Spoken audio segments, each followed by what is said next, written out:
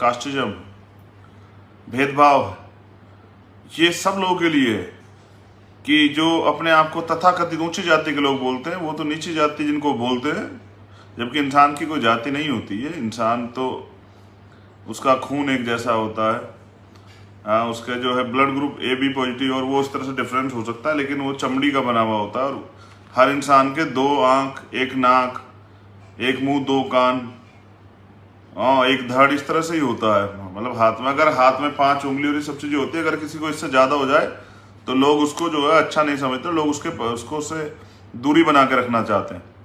ये कटु सत्य आप चेक कर लीजिएगा। अगर किसी आदमी के 4 आंख हो जाए तो मुझे नहीं लगता कोई साथी जो है उससे दोस्ती करेगा। तो ये एक फैक्ट बात है। तो इसलिए मैं कह रहा हूँ क्योंकि यहाँ कास्टिज्म में भेदभाव है, उस भेदभाव की वजह से आज भी तमाम तरह की चीजें जो हैं, सोचिए कि जो आपका, मैं बार बार कहता हूं, जो आपके हाथ का छुआ पानी नहीं पी सकते, वो किस तरह से आपके परेशानियों में आपके साथ खड़े हो सकते हैं। ये देश ने देखा है पहले भी, और कास्टिज्म खत्म नहीं हुआ है। लोग कहते रहे, लोग इसलिए कहते हैं क्योंकि वो साबित करना चाहते हैं कि खत्म हो गया। गांव देहात लेवल पे आप जाओगे तो आपको पता लग जाएगा, आज भी तमाम तरह की परेशानियां जो है गांव स्तर पे देखी जाती है। क्योंकि वहां इसलिए भी देखी जाती है क्योंकि वहां एजुकेशन लेवल कम, और अभी जो 2 चाइल्ड पॉलिसी आई है उसमें भी एजुकेशन का एक बड़ा मामला है। अगर आप देश के नेताओं ने एजुकेशन पे काम किया होता, हेल्थ पे काम किया होता, तो जो समाज पढ़ लिख चुका है, जागरूक हो चुका है, वो क्या करता है, वो अपने आप ही पॉपुलेशन को कंट्रोल रखता है। पढ़ा लिखा मुस्लिम, उसके यहाँ भी 2 बच्चे हैं, पढ़ा लिखा जो दलित है उसके यहाँ भी 2-3 बच्चे हैं, पढ़ा लिखा जो ओबीसी का उसके यहाँ भी 2-3 बच्चे हैं। लेकिन ये जो यहाँ जो एजुकेशन के साथ जो है ना, ये इसको तमाम, मैं बता दूंगा कि ये सब चीजें क्यों की गई। जब मैं अपनी बात रखूंगा तो बताऊंगा कि सारा खेल क्या है। तो एक मामला है 69,000 शिक्षकों का, जिसमें आरक्षण नियमों का घोर उल्लंघन हुआ। ये उत्तर प्रदेश का मामला है। बहुत लंबे समय से अभ्यर्थी जो है जून से ही आंदोलन कर रहे हैं, लाठियां खा रहे हैं और तमाम तरह परेशानियां चल रही है। मैंने कई बार ट्वीट किया, मैंने सारे न्यूज चैनल पे किया, लेकिन कोई डिबेट नहीं हो रही है।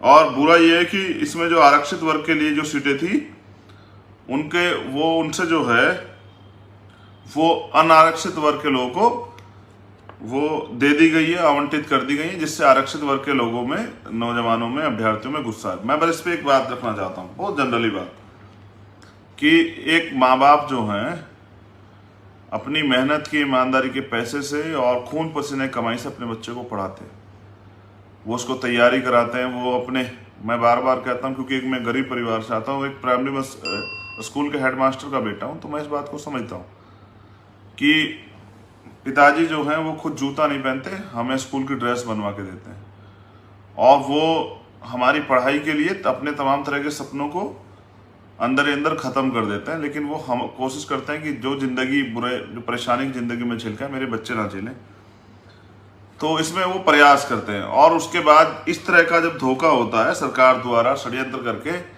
इस तरह का जब धोखा किया जाता है, मेरे पास तो एक डाटा भेजा गया, वो डाटा बड़ा कठिन, लेकिन मैं बिना तथ्यों की बात नहीं करता। तो लगभग इसमें ये बताया गया कि 5,844 सीटें, यानी कि 5,844 परिवारों के साथ धोखा हुआ है। लेकिन ये भी आप समझिए कि जिस परिवार से एक व्यक्ति सरकारी नौकरी पर जाता है, तो वो अपने परिवार को, उसकी 2-3 पीढ़ियां जो हैं तैयार हो जाती हैं, क्योंकि वो इतनी आर्थिक रिसोर्सेज उसको मिल जाते हैं, इतना समय उसको मिल जाता है कि वो अपने बच्चों को अच्छा पढ़ा पाता है। और जब उनके बच्चे पढ़ के, जैसे एक आदमी पढ़ के टीचर बना, अध्यापक बना, तो वो अपने बच्चों को पढ़ाएगा, तो उनमें से कोई डॉक्टर बनेगा, कोई इंजीनियर बनेगा, कोई वकील बनेगा। तो यानी कि दूसरी पीढ़ी तैयार होगी, और जब वो इस पीढ़ी पे जाएंगे तो उनके आर्थिक रिसोर्सेज ज्यादा होंगे, तो वो तीसरी पीढ़ी को तैयार कर देंगे। तो इस तरह से एक सरकारी नौकरी कई परिवार सुधरते हैं। ये सारा क्या खेल है, इस पर मैं बस लास्ट टाइम पे बात करूँ। अब आती है बात जातिगत जनगणना की, जो तीसरा सबसे बड़ा इशू था।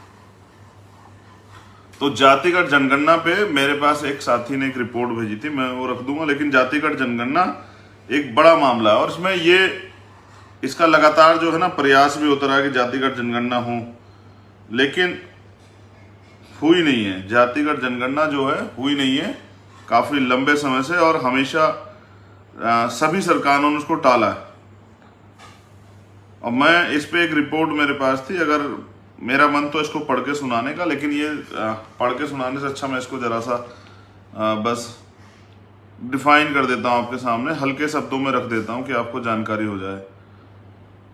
देखिए, जातिगत जनगणना बेसिकली क्या है ना, सोचिए कि एक परिवार में 5 लोग हैं, तो अगर किसी सामान की खरीदारी उनके लिए हो या कोई सामान बांटा जाए तो वो बराबर बराबर इसमें तब बटेगा जब हम पे जानकारी होगी कितने लोग हैं। मैं दोबारा से इसको करता हूँ। एक परिवार में कुछ चीज़ों को बांटना है, उनके लिए कुछ तैयार करना है। जैसे सोचिए कि कमरे बनाने हैं, तो कमरे कैसे बनेंगे कि जितनी उनकी संख्या भी उसी आधार पर बनेंगे। लेकिन बुरी बात यह है कि आज तक भी जब भी ओबीसी की जनगणना की, SC/ST की होती है और हमें पता है कि हमारी आबादी बढ़ रही है लगातार, लेकिन हमारे जो राइट्स जो है, आरक्षण हो, तमाम चीज़ें, उसमें कोई जो है बढ़ोतरी नहीं की गई है। ये लंबे समय चला रहा है, हम लोग मांग कर रहे हैं। तो जातिवार जनगणना बहुत जरूरी है, क्योंकि अगर जातिवार जनगणना होगी तो कौन सी जाति की कितनी संख्या है जानकारी होगी, और जब ये जानकारी होगी तो मुझे लगता है कि उनको ये एहसास होगा कि वास्तविकता में भारत में उनकी स्थिति क्या है, उस सोसाइटी की स्थिति क्या है, उन्होंने क्या अब तक के इस लोकतंत्र में उनको क्या मिला है। और वो बुनियादी रूप से जैसे आरक्षण का जो प्रावधान है वो शैक्षिक बैकवर्डनेस, और वो जो शैक्षिक बैकवर्डनेस के आधार पे और जो प्रतिनिधित्व का आधार है कि भाई की संख्या कितनी है, किस प्रोफेशन में कितनी संख्या, उसके आधार पे आरक्षण है। तो आरक्षण की पॉलिसी को भी ये बड़ा इफेक्टेड करता है जातिवार जनगणना। अब जैसे एक षड्यंत्र द्वारा बना के जो है ना, वो तथाकथित ऊंची जाति के लोगों ने ये बनाया हुआ है कि भाई दलितों का अधिकार ये जाति के लोग खा गए आरक्षण, पिछड़ों का अधिकार इस जाति के लोग खा गए। सच ये है कि अगर वास्तविकता में जातिगत जनगणना हो, जातिवार जनगणना हो, और किस जाति के पे क्या क्या रिसोर्सेज ये पता लगे, तो आपको पता लगेगा कि 90% लोग जो हैं इस देश में किसी तरह अपने जीवन को जी रहे हैं। उनमें भी बड़ी जनसंख्या एक ऐसी है जो रोटी, कपड़े, मकान तक के लिए मोहताज है, सारी सुविधाओं तक के लिए मोहताज है। वो हॉस्पिटल नहीं जा पाती क्योंकि पैसे नहीं, इसलिए घर मर जाते हैं, वो लोग सड़क पे मर जाते हैं।